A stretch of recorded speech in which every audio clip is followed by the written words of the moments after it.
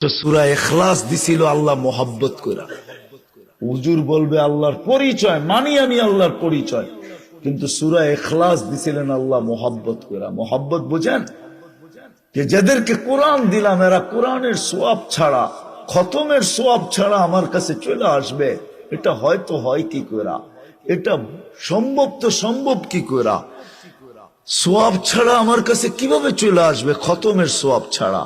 তো আল্লাহ সূরা ইখলাস নাযিল করছেন, বলছে একবার পড়বি 10 পারা, দুইবার পড়বি 20 পারা, তিনবার পড়বি 30 পারা। তিনবার পড়তে দেরি, খতমের সওয়াব তোর আমলনামায় আমি আল্লাহ লিখতে দেরি করব না। তুই যখন আমার কাছে আসবি তো খতমের সওয়াব তোর আমলনামায় ভরপুর থাকবে। ডেলি একবার পড়লে এক খতম, তিনবার পড়লে এক খতম, 365 দিন তিনবার ডেলি পড়লে 365 দিনে 365 খতম। 40 বছর বাঁচলে 365 কে 40 দিয়া পূরণ দেন, কত খতম। 50 বছর বাঁচলে কত খতম, 80 বছর বাঁচলে কত খতম। কবরে যাওয়ার পরে তো দেখবে কোরআনের খতম দিয়া ওরে কোরআনই ডাইকা রাখছে।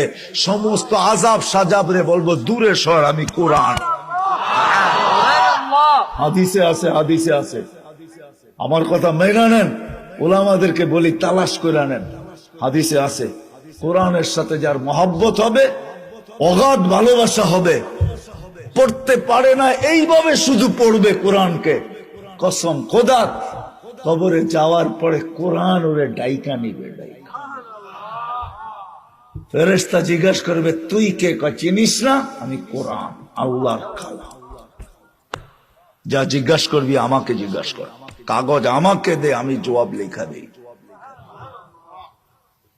সত্য এটা, কোরআন দিছি।